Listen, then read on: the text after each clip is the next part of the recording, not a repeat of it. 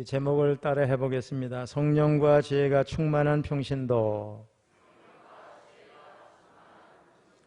말씀에 은혜 받으시기를 축복합니다.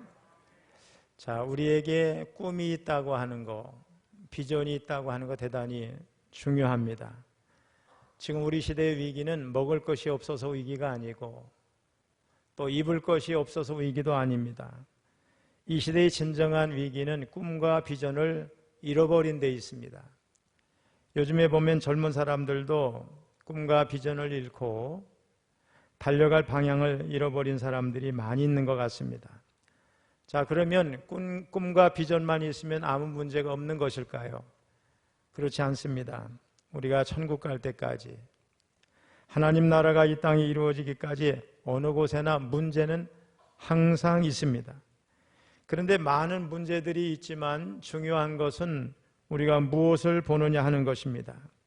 하나님이 지금 우리를 통해서 이루고자 하시는 일, 또 하나님의 꿈과 비전을 보느냐, 아니면 그 꿈과 비전 속에서 발생하는 문제만 바라보느냐, 이것은 엄청난 차이를 가져온다고 생각합니다. 이스라엘 백성들은 광야 40년 동안 기적 속에서 살았습니다. 40년 동안 광야를 지난 동안 메추라기 만나가 끊어진 적이 없습니다. 또 성경에 보면 신발과 옷이 40년 동안 해지지 않았다고 그랬습니다. 날마다 기적이고 날마다 은혜였습니다. 바로 그곳에서 여호수아와 갈렙은 비전을 바라봤지만 대부분의 이스라엘 사람들은 문제만 바라보고 불평하고 원망하다가 광야에서 한 명, 두 명 다 죽어갔습니다. 초대교회는 성령 충만한 교회입니다. 예수님의 12 제자들, 12 사도들이 목회하는 교회였습니다. 그런데도 그 초대교회는 문제가 많았습니다. 초대교회는 성장에 따른 문제를 안고 있었습니다. 한번 본문 1절을 읽어봅니다. 시작.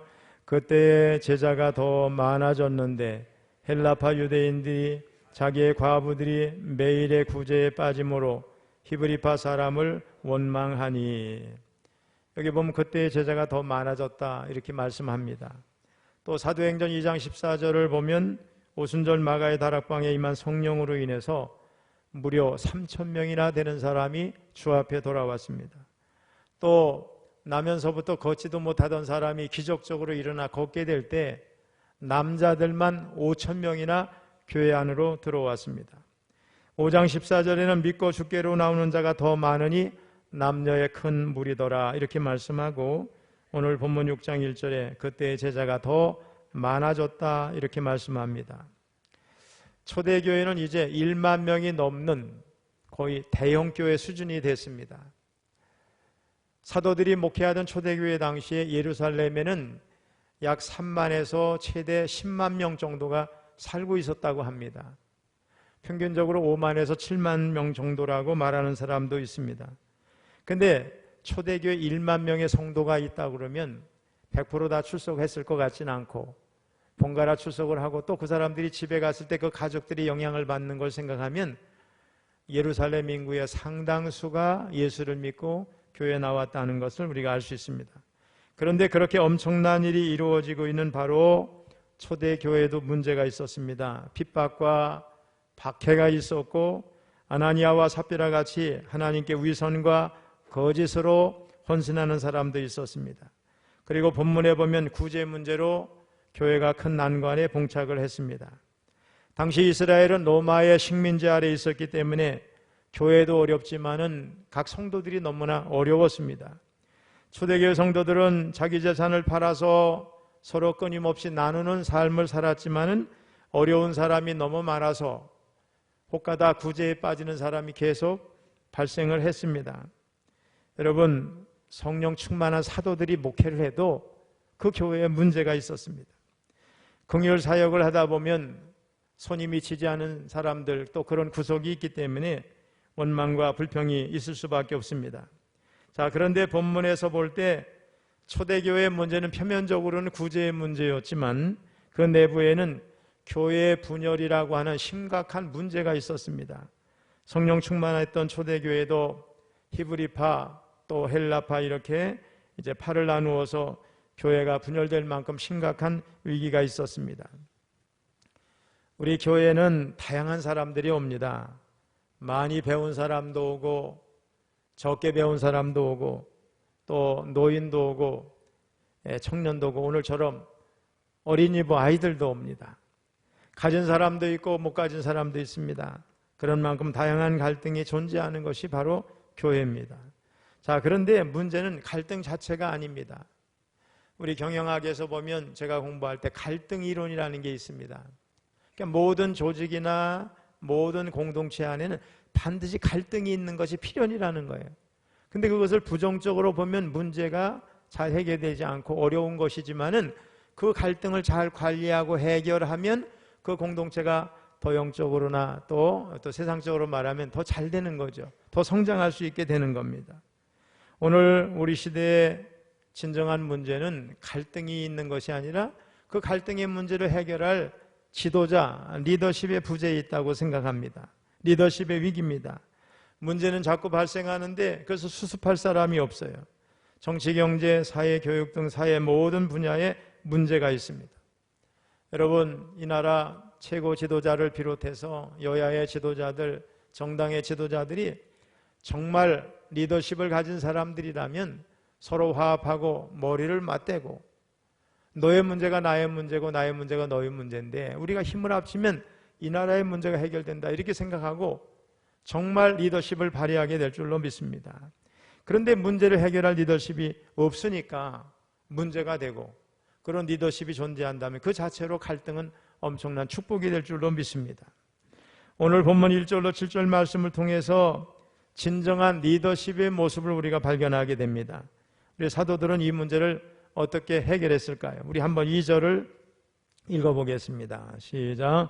12사도가 모든 제자를 불러 이르되 우리가 하나님의 말씀을 제쳐놓고 접대를 일삼는 것이 마땅하지 아니하니. 자, 우선 사도들은 이 교회 안에 있는 문제를 작은 문제로 생각하지 않았어요. 이 문제를 중요하게 인식을 했어요. 그래서 12사도는 모든 제자를 불러 모아서 공개적으로 문제를 해결합니다. 겸손하게 문제를 인정하고 여기 보면 12사도가 우리가 하나님의 말씀을 제쳐놓고 접대를 일삼는 것이 마땅치 아니하다 그랬어요. 사도들은 먼저 지도자인 자신들의 잘못을 시인합니다. 이것은 헬라파 사람들이나 히브리파 사람들의 잘못 이전에 우리들의 잘못이다.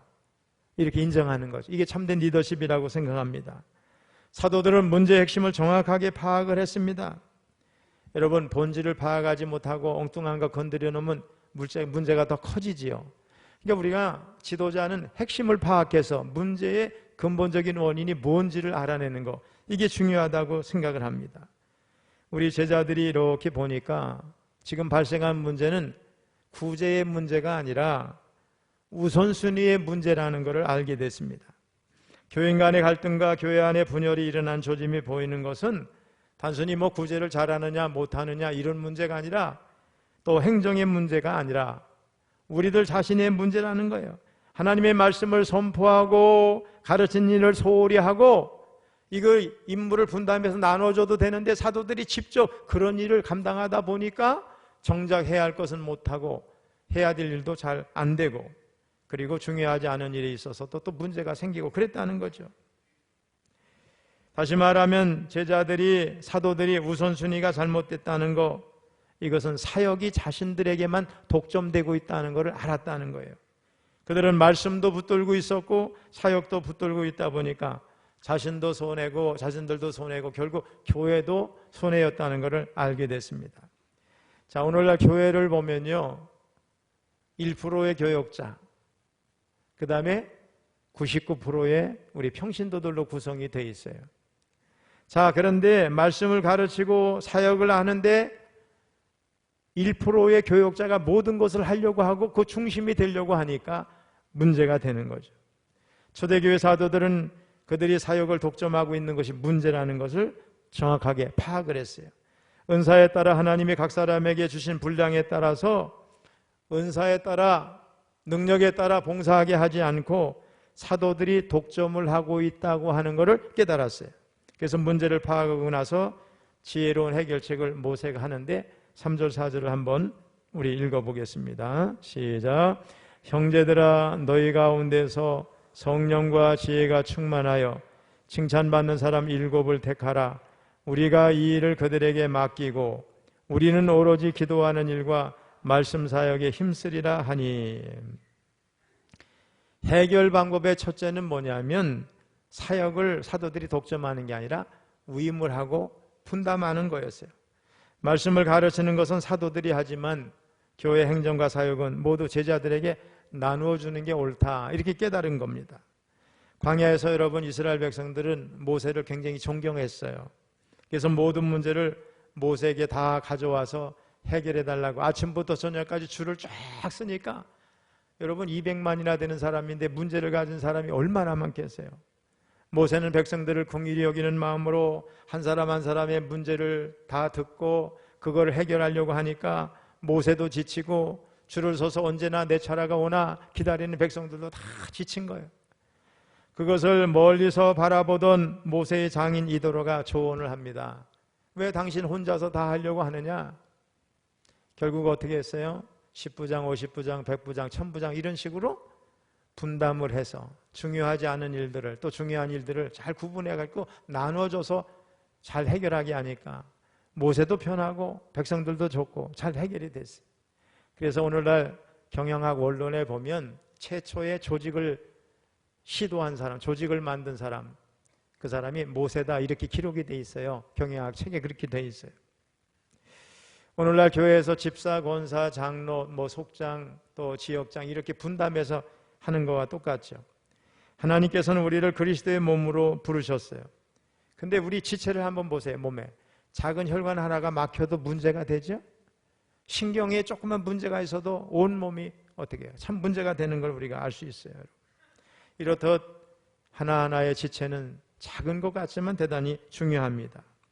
오늘날 대부분의 교회들이 영향력을 발휘하지 못하고 세상을 변화시키지 못하는 것은 복음의 능력이 없어서가 아닙니다. 하나님이 계시지 않아서 그런 것도 아닙니다. 하나님이 살아계시고 복음에는 능력이 있음에도 불구하고 1%의 교역자들이 하려고 하니까 너무 바쁜 거죠. 다 신경을 쓸 수가 없는 겁니다, 여러분. 99%가 잠들어 있는 거예요. 지체의 원리를 활용하지 않기 때문에 그렇습니다. 여러분, 우리 몸을 가만히 보세요. 99%는 다 문제가 생기고 어느 하나만 정상이라고 그러면 이런 사람 보고 뭐라 해요? 식물인간이라고 그래요. 사도들은 이제 평신도들을 사역자로 키우기 시작했어요. 사도들만 해왔던 교회 사역을 제자들에게 나눠주기 시작한 겁니다. 여러분, 우리 교회는 어떠해요? 저는 우리 교회가 그래도 다 잘하는 건 아니지만 우리 동부연의 700개 교회 중에서 제가 이번에 우리 감독님하고 차 한잔하면서 얘기할 때도 우리 교회가 이런 거 잘한다 자랑했어요. 우리 교회처럼 장로님들이 계획을 짜고 그걸 실행하고 또 결과 유지하고 공문을 잘 이렇게 해서 또 보존도 하고 이렇게 하는 교회가 많지 않아요. 우리 교회가 부서가 대체적으로 활성화되고 자발적으로 잘 움직이는 교회 가운데 하나입니다, 여러분. 동부연에도 좀 큰 교회가 있지만은 그런 교회들 보면 되게 장로님들이나 평신도 지도자들이 주차장에서 안내하는 일이 그게 봉사라고 생각하고 나머지 중요한 계획들은 다 목회자가 세워서 실행하는 걸 볼 수 있어요. 목회자도 힘들고 성도들도 힘들고 그렇잖아요.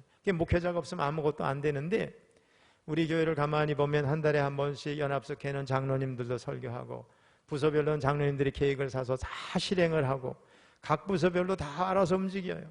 얼마나 감사한지 모르겠어요. 제가 이렇게 보고 문제가 특별히 없는 한 조금 있어도 웬만하면 너무 정성껏 해와서 다 결제합니다. 그럼 그대로 이렇게 진행이 되는 걸 보면 우리 교회 나름대로 사역이 잘 분담이 돼가고 있다 이런 생각을 한번 해봅니다. 다음에 오늘 하나님이 주시는 가장 중요한 메시지는 뭐냐? 사람을 세우는 기준에 관한 겁니다. 우리 3절을 다시 한번 읽어보겠습니다. 시작. 형제들아 너희 가운데서 성령과 지혜가 충만하여 칭찬받는 사람 7을 택하라. 우리가 이 일을 그들에게 맡기고. 오늘날 우리 캐톨릭과 합치면은 1200만이 넘겠죠. 개신교만 해도 1000만에 가까운데 왜 그런데 세상은 점점 타락해 가는가? 아마도 교회가 제 역할을 감당하지 못하는데 문제가 있을 수 있습니다. 교회가 제 역할을 하지 못하는 가장 큰 이유 중에 하나는 교회가 사람을 잘못 세우기 때문에 그래요. 직분을 남발하기 때문일 수도 있습니다. 준비되지 않은 사람을 목사로 세우고, 여러분 우리 지금 문제가 우리나라에 뭐예요? 가짜 목사가 많다는 거죠. 어디서 신학을 했는지도 모르고 준비도 안 된 사람, 정규 신학도 공부하지 않은 사람들이 목사라고 나서서 이상한 짓을 하니까 계속 TV에서 그걸 뭐 특집으로 만들어서 하니까 교회 목사는 다 문제 있는 것처럼, 교회가 다 문제 집단인 그런 것처럼 백성들이 보게 돼 있어요 지금요. 그게 그런 문제입니다. 여러분 그런 사람들 다 가짜 목사거나 문제가 많은 사람이죠. 이 땅에 신실하게 겸손하게 정말로 말없이 교회를 섬기는 주의 종들이 얼마나 많은지 몰라요. 근데 그런 잘못된 사람들이 문제가 되는 거고, 또 잘못 세워진 평신도 지도자인 장로들이 세워져서 문제가 됩니다. 이런 리더십 때문에 오늘날 교회들이 문제를 가지고 있는 겁니다. 대부분의 교회 문제는 목사와 장로의 문제라는 말이 있어요, 여러분요. 그만큼 지도자가 중요한데 제대로 세워지지 않기 때문에 문제가 되는 거죠. 어쨌든 사역자를 세우는 그 원리는 오늘 3절에 있는 말씀 그대로, 이것은 주님 오실 때까지 변하지 않는 하나의 지침과 원리로 삼아야 되리라고 생각합니다. 오늘 이제 3절을 보면 사역자를 세우는 데 있어서 세상적인 기준이 아니에요. 그가 얼마나 공부를 많이 했는가, 어느 학교 나왔는가, 재산이 얼마나 많은가, 지위는 얼마나 높은가, 명예가 있는가, 이런 세상적인 기준이 아니라는 겁니다, 여러분. 성령과 지혜가 충만하고 칭찬받는 사람, 이것이 유일한 기준이었어요. 이것은 하나님의 기준입니다. 교회 지도자는 세상의 지도자가 되는 것과 달라요. 영성이 중요합니다. 교회는 주님의 몸입니다. 교회는 영적인 기관이에요. 세상에서 탁월한 리더십을 발휘하고 또 많이 배우고 어떤 위치가 있던 사람이 교회 안에서 지도자가 될 수 있는 게 아니에요. 물론 그렇게 훌륭한 사람도 있다고 생각을 합니다. 세상에서 성공한 리더십이 교회 안에서 반드시 성공한다는 보장이 없어요. 왜냐? 교회 지도자가 갖춰야 할 가장 중요한 건 성령 충만함이기 때문에 그렇습니다. 그렇지 않으면 하나님의 뜻을 이루고 하나님의 교회를 섬길 수가 없어요. 세상에서는 전문성을 가지고 열심히 일을 했는데 그거 가지고 교회 안에 들어와서 문제를 일으킨 사람이 얼마나 많습니까, 여러분? 세상의 경험과 그거 가지고서 교회를 운영하면 될 것 같지만 안 되는 거죠, 여러분. 세상의 경험과 지혜가 충만한 것 중요하지만은 성령 충만한 것이 더 중요하기 때문에 그렇습니다. 또 하나 성령 충만함과 함께 우리가 함께 해야 되는 게 뭐냐? 지혜로움입니다. 믿음 좋은 사람도 조직과 사역을 어렵게 할 수 있어요. 믿음도 있고 열정도 있고 마음도 순수하고 새벽기도도 안 빠지고 모든 일하는데 앞장서는 사람도 문제를 일으킬 수 있다는 거예요. 그 사람이 가는 곳마다 조직이 흔들리고 문제가 생기는 게 왜 그래요? 지혜가 부족하기 때문에 그렇습니다. 세상 지혜가 아닌 하나님이 주시는 지혜가 필요할 줄로 믿습니다. 온전하고 순전하며 깨끗하고 화평하게 하는 성결한 지혜가 우리 성도들에게 필요한 줄로 믿습니다. 지혜로운 사람은 함께 일을 해보면 안 됩니다. 압니다. 지혜로운 사람은 어떤 모임에 들어가면 그 모임을 거룩하게 해요. 덕을 세웁니다. 하나님이 주신 참된 지혜를 가진 사람은 그 모임을 화목하게 하는 거예요. 근데 이 사람이 이상하게 그 사람만 오면 마음이 불편해지고 화가 나고 조직이 와해가 되고 막 그러면 안 되겠죠. 그 개인을 보면 열심히 있는데 그거 갖고 되는 게 아니라는 거죠. 마지막 기준은 뭐냐? 주변 사람들로부터의 칭찬입니다. 영성 전문성뿐만 아니라 인격을 갖춰야 돼. 모든 사람이 칭찬을 하는 사람이 좋은 사람이에요.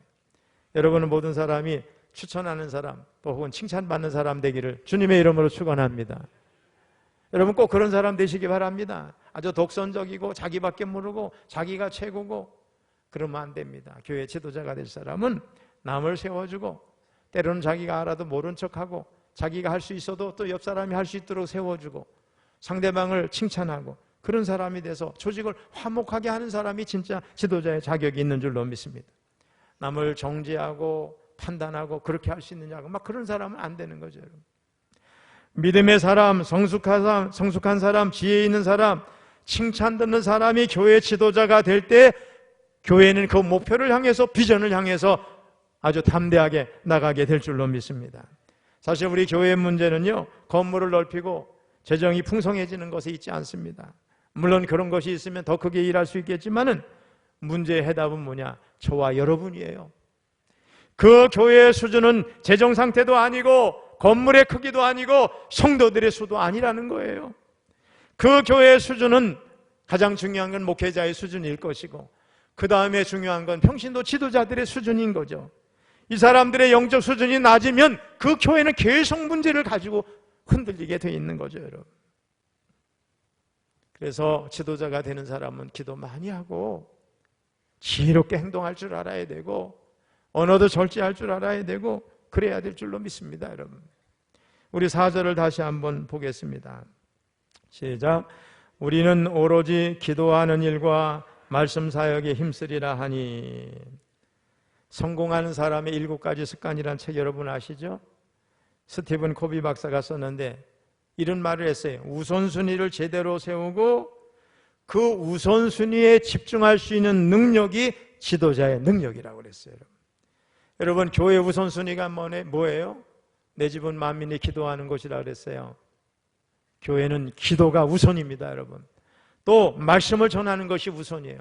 기도하지 아니하고 말씀이 없다 그러면 그 교회가 아무리 열심을 해도 나중에는 다 문제가 되는 걸 우리가 알 수 있어요, 여러분. 저도 우리 교회가 앞으로 저는 은퇴할 때까지 목회가 저 집중해야 할 것을 한번 뭔가를 생각을 해봤어요. 우리 교회 집중 사역이 뭘까? 첫 번째가 예배 잘 드리는 거는 기본이고 전도라고 생각합니다. 그 다음에 나라와 민족을 위해서 쉬지 아니하고 기도하는 거. 또 하나는 다음 세대를 세우고 그죠? 출산운동을 전개하는 일이라고 생각해요. 이 일을 교회가 해야 되는데 우리 교회가 이 일에 집중했으면 좋겠어요.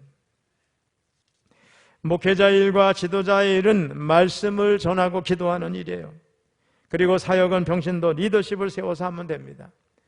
저는 우리 교회 가만히 보니까 능력 있는 사람이 꽤 많아요. 행정도 할 줄 알고 또 남 앞에 서서 이끌어가는 사람들도 있고 은사가 있는 사람이 얼마나 많은지 몰라요. 이런 사람들이 곳곳에 배치돼서 은사에 따라 일하면 우리 교회가 잘 목표를 향해서 달려나가게 될 줄로 믿습니다. 우리가 개혁이라는 말을 많이 쓰죠. 이것도 고치고 저것도 고치고 막 그래. 교회도 개혁이 필요하다고 그래요. 근데 개혁의 본질은 뭐예요? 원래 상태로 돌아가는 거예요. 우리 교회는 초대교회 모습으로 돌아가는 거예요. 본질을 잃은 개혁은 방황과 파멸로 이끌어집니다. 교회는 끊임없이 새 영을 받고 새로운 환상을 받아서 하나님이 원하시는 바로 그 교회 원형의 모습으로 돌아가야 될 줄로 믿습니다. 이런 문제를 해결하면 하나님이 놀라우게 축복을 하시는데 그것이 5절로 7절 말씀에 나와 있어요. 우리 한번 같이 봅니다. 시작. 온 무리가 이 말을 기뻐하여 믿음과 성령이 충만한 사람 스데반과 또 빌립과 브로고로와 니가노르와 디몬과 바메나와 유대기에 입교했던 안디옥 사람 니골라를 택하여 사도들 앞에 세우니 사도들이 기도하고 그들에게 안수하니라. 하나님의 말씀이 점점 왕성하여 예루살렘에 있는 제자의 수가 더 힘이 많아지고 허다한 제사장의 무리도 이 도에 복종하니라. 아멘. 문제가 있을 때 그 문제를 겸손하게 인정을 하고 수용하고 하나님 보시기에 합당하게 처리했을 때 교회가 기뻐하고 하나 되는 놀라운 역사가 있었습니다. 자칫하면 깨질 뻔했던 교회가 문제를 지혜롭게 처리해서 위기를 기회로 만들었어요. 많은 허다한 제사장들이 주님 앞에 돌아오는 놀라운 역사, 부흥이 있었습니다. 여러분, 우리가 놓쳐서는 안 될 부흥의 핵심은 말씀이 왕성해지는 거예요. 말씀이 흥황해지는 겁니다. 사도들이 일체의 사역을 정지하고 말씀에 집중하고 기도에 전념하고 가르칠 때 교회가 살아난 줄로 믿습니다. 사람들이 지시하지 않아도 각자가 자원하고 봉사하고 재산을 내놓고 헌신하고 놀라운 아름다운 일들이 교회 안에 초대교회 안에 벌어지게 됐습니다. 사랑하는 성도 여러분, 지금 교회는 베드로도 없어요. 사도 바울도 없습니다. 그러나 하나님의 말씀이 항상 살아있는 곳에 그리고 하나님의 말씀에 은혜 받은 성도들이 헌신하고 봉사하는 곳에 주님의 교회는 부흥하게 되고 든든히 서가게 될 줄로 믿습니다. 어떤 사람은 살아가기도 바쁜데 세상 일도 바쁜데 어떻게 교회에서 그렇게 헌신할 수 있습니까? 이렇게 말하는 사람이 있을 수 있어요. 그러나 하나님은 우선순위를 따라 일하는 사람에게 복을 주시는 줄로 믿습니다. 하나님의 일을 우선순위로 삼으면 여러분을 하나님이 책임져 주십니다. 여러분, 정권이 바뀌고 제도가 바뀐다고 세상이 변화되는 게 아니에요. 속이 바뀌지 않았는데 그것이 아무리 바뀐들 진정한 변화라고 할 수 있겠습니까? 속을 바꿀 수 있는 건 교회밖에 없습니다. 세상에 혁명, 변화, 개혁을 얘기하지만은 5년을 넘기지 못해요. 많이 가도 10년을 넘기지 못해요. 새로운 또 정권이 들어서서 개혁을 얘기하고 변화를 얘기하는데 또 5년쯤 지나면 어떻게 해요? 개혁의 대상이 되는 걸 우리가 볼 수 있어요. 그러나 진정한 개혁, 진정한 부흥, 진정한 변화는 우리 심령 부흥에서부터 시작이 되는 줄로 믿습니다.